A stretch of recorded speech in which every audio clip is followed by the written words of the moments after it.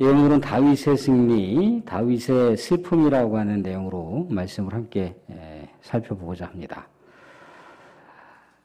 압살롬과 다윗의 전쟁은 누구의 승리로 끝났습니까? 압살롬이 죽게 되고 압살롬이 패하게 되었죠. 다윗의 휘하 장수 요압의 군대가 압살롬이 이끄는 그 군대를 무찔렀습니다. 완전히 승리한 거죠. 근데 이 승리의 소식은요, 어떻게 보면은 이율배반적으로 승리의 소식이라기보다도 아픔의 소식일 수가 있다는 거예요. 누구에게? 다윗에게. 왜냐하면 상대 그 적장의 최고 수장이 누굽니까? 다윗의 아들이었기 때문이라는 거예요. 아들의 죽음이 있어야만 전쟁을 승리한다라고 하는 이 엄청난 소식. 요압은 다윗의 마음을 잘 알았어요. 다윗이 굉장히 정의로운 사람이고 다윗이 굉장히 후덕한 인격을 갖고 있다라고 하는 걸 알아요. 사울 왕을 아말렉 사람이 죽였다라고 이렇게 내가 바로 당신의 적수, 당신의 원수였던 사울 왕을 내가 죽였습니다라고 하면서 자화자찬하면서 다윗에게 좋은 소식을 가져다 줬다라고 그렇게 자부했는데 오히려 다윗은 이 아말렉 사람을 처단을 해버렸죠. 왕이 일기에 군인에 의해서 사냥 그 놀이개감처럼 그렇게 죽는다는 것이 있을 수 없다라고 하는 차원으로 그렇게 뭔가 칭찬을 받을 줄 알았던 그 아말렉 사람이 다윗에 의해 처단당했습니다. 그것을 요압이 잘 알고 있어요. 왜? 사울 왕은 하나님의 선택받은 왕이었기 때문이라는 거예요. 일개 병사가 함부로 대할 수 있는 그런 사람이 아니었다라고 하는 거죠. 또 역시 마찬가지로 누구예요? 사울 왕의 후계 구도를 이었던 이스보셋이라고 하는 사람이 그 군사 부하들에게 의해서 참혹하게 살해당했습니다. 참혹하게 살해당한 소식을 또 다윗 왕에게 전하는 거예요.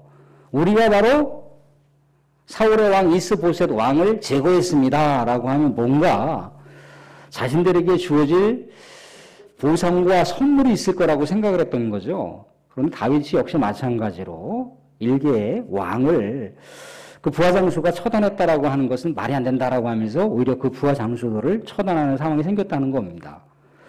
어떻게 보면은 굉장히 냉정하기도 하지만 다윗이 굉장히 존중하고 다윗이 그 나름대로의 그 명성과 위치가 있는 사람들에 대해서 해코지하는 것에 대해서 아무리 원수라 할지라도 그렇게 쉽게 그 목숨을 앗아가는 것에 대해서는 그렇게 편안하게 받아들이지 않는 사람이라고 하는 걸 요압은 잘 알고 있었다는 겁니다. 그래서 이 승리의 승전보를 다윗 왕에게 전하는 것에 대해서 굉장히 꺼려하는 거예요.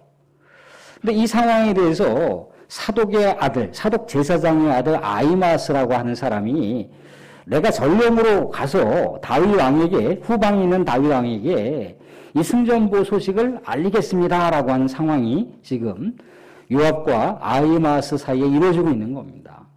요압이 얘기하기를 결코 이것은 좋은 소식이라기보다도 상이 있을 수 있는 소식이라기보다도 오히려 힘든 소식이다라고 하면서 아히마스를 만류합니다. 근데 자, 생각해 보세요. 요압 이 군장이 왜 다윗 왕에게 이 소식을 전하지 못하게 했겠습니까? 분명히 다윗은요, 부하 장수들에게 그것도 가장 신뢰할 만한 부하 장수 세대에게 압살롬의 생명만큼은 취하지 말아달라고 부탁을 했거든요. 압살롬의 목숨만큼은 선처를 좀 해줬으면 좋겠어. 그렇게 부탁을 했습니다. 절대 권력을 갖고 있는 왕의 명령을 패스해버린 거예요. 그냥 거절해버렸습니다. 인위적으로 요압이 이 상수리 나무에 압살롬의 머리가 걸려있을 때 그냥 무자비하게 죽였다는 거예요.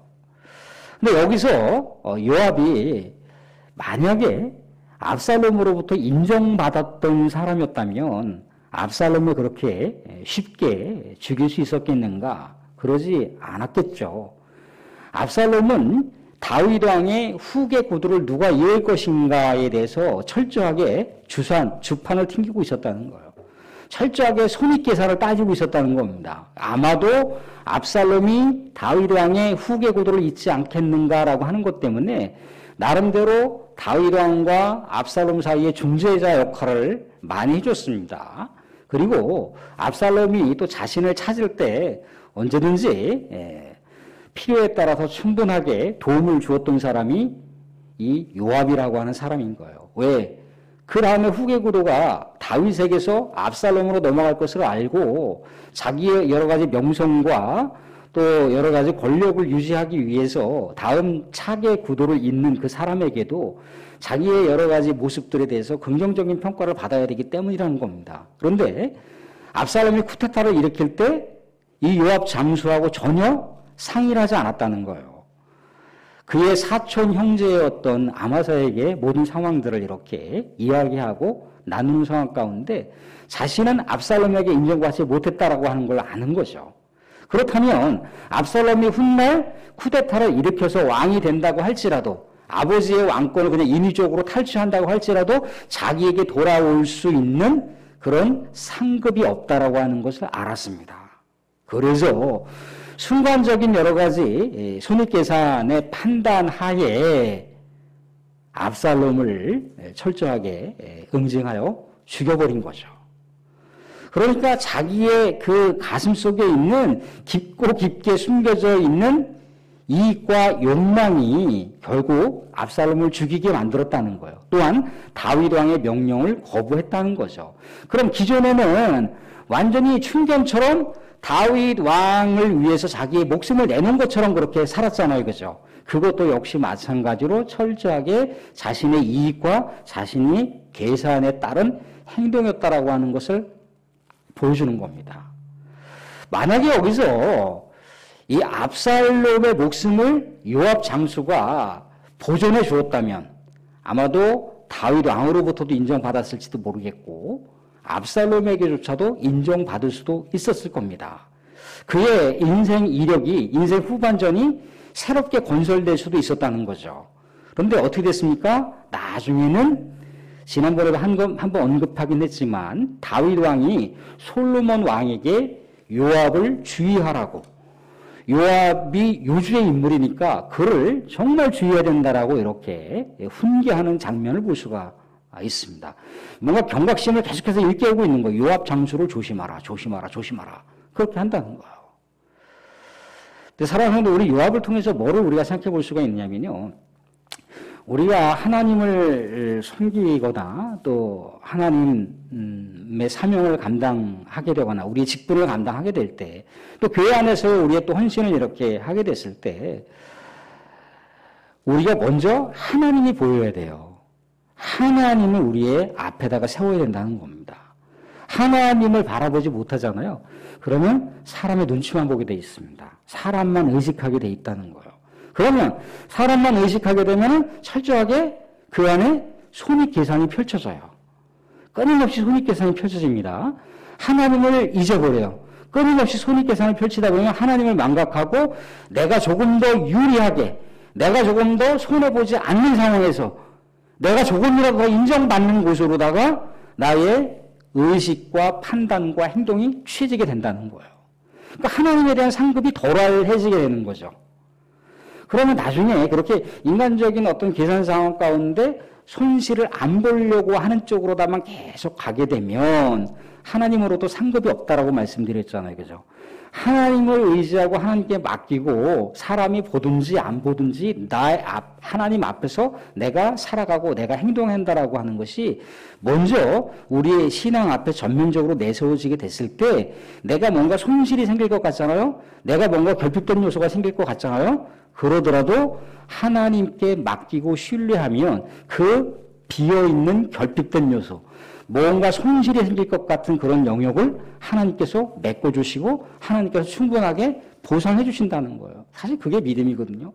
믿음의 내용이 그렇다는 겁니다. 믿음의 내용.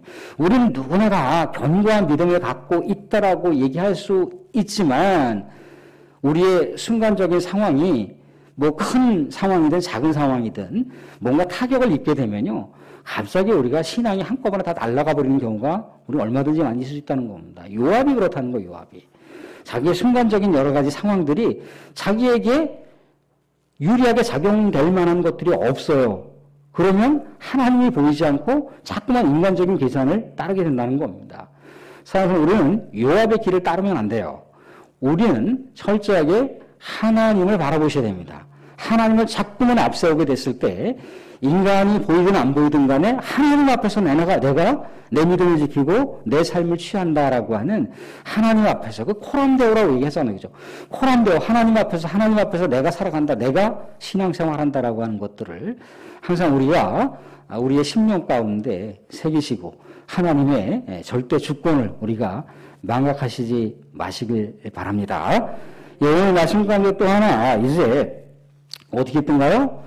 이제 아히마스가 계속해서 요청을 하는 거예요. 요청을 해요. 그래서 이 좋은 소식이 아닌데 왜 자꾸 너가 전령으로 가려고 하느냐 그러면서 아히마스 대신에 누구를 대체자로 보내느냐면 구스 사람, 에티오피아 이 흑인 사람을 먼저 보냅니다. 이제 전령이 둘인 거죠. 사독의 아들 아히마스와 구스 사람 둘이 이제 전령이 되어서 다윗 왕에게 이제 이 전쟁의 승전보와 압살롬이 죽었다라고 하는 소식을 이제 전달하러 가는 거예요. 그런데 이제 먼저 구스 사람이 출발하고 나중에 아히마스라고 하는 사독의 아들이 출발하게 되는데 먼저 도착한 사람이 누구였느냐면 사독의 아들이 먼저 도착을 했습니다. 다윗 왕에게 이런저런 이제 승전보를 알리는 거죠. 근데 다윗 왕의 보다 궁금했던 건 뭔가요? 전쟁이 승리했다라고 하는 소식이 아니라 사랑하는 아들 압살롬이 죽지 않고 살았느냐가 최대의 관심사였던 거예요. 그런데 이때 아히마스가 전쟁에서 승리한 것은 분명하오나 압살롬이 죽었는지 살았는지는 잘 모르겠습니다라고 이렇게 얼버무렸습니다. 그런 다음에 바로 누가 도착했느냐면 구스 사람이 도착을 했어요. 구스 사람도 역시 마찬가지로 다윗 왕이시여 우리가 전쟁에서 승리했습니다라고 얘기를 합니다. 압살롬의 이 생사를 다윗 왕이 더 관심사를 갖고 물어봤죠. 구스 사람이 뭐냐면은 왕의 원수들은 다 그 청년처럼 되기를 원하나이다라고 하는 소식을 전해줘요. 결국 뭡니까? 압살롬이 죽었다라고 하는 소식을 알려주는 거죠. 근데 어떻게 보면 전쟁의 승리의 소식이지만 아들이 죽었다라고 하는 것은 슬픈 비보잖아요. 그죠? 이 상황 가운데 다윗이 어떻게 반응하고 있는지에 대해서 말씀을 보여주고 있습니다. 다윗이 33절에 이렇게 얘기를 하고 있습니다. 33절 같이 한번 읽어볼까요? 33절. 32절, 33절 같이 한번 읽어보겠습니다. 32절, 33절 같이 시작. 왕이 구스 사람에게 묻되 젊은 압살롬은 잘 있느냐? 구스 사람이 대답하되 내 주 왕의 원수와 일어나서 왕을 대적하는 자들은 다 그 청년과 같이 되기를 원하나이다 하니 왕의 마음이 심히 아파 문 위층으로 올라가서 우니라. 그가 올라갈 때 말하기를 내 아들 압살롬아, 내 아들 압살롬아, 차라리 내가 너를 대신하여 죽었다면 압살롬 내 아들아 하였더라. 아멘. 어떻게 보면 공적인 이 왕이라고 하는 신분의 위치에서는요, 전쟁이 승리했다라고 하는 이 놀라운 승리의 메시지 가운데 오히려 그 승리의 승전보를 전한 사람이나 아니면 그 전쟁터에 나가서 싸웠던 사람들을 오히려 환호해 줘야 되는 거잖아요. 그죠? 수고했다라고 손뼉을 쳐줘야 되는 겁니다.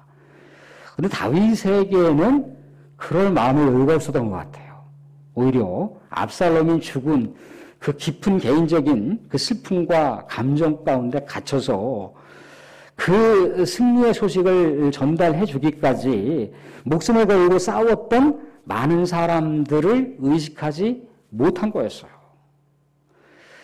근데 결국 이 전쟁의 승리는 하나님께서 다윗의 손을 들어준 것이지만 이 전쟁이 있기까지의 모든 여파의 첫 출발점은 어디였습니까? 다윗이 밧세바와 간통했던 그 사건으로부터 이 모든 전쟁의 도화선의 출발점이 이루어졌다는 거예요. 어떻게 보면 하나님께서 다윗의 손을 들어줬지만 결국 누구에게서 또한 아픔을 남겨놓은 겁니까? 다윗 아버지에게 아픔을 남겨놓은 거예요. 이러한 그 슬픈 비보를, 이렇게 이율배반적인 슬픈 비보를 다윗이 만약에 이런 것들을 미리 예상했다면 밧세바와 간통을 범했을 것인가? 아니면 밧세바의 남편 우리아를 그렇게 처참하게 청부 살인을 해서 죽였을 것인가?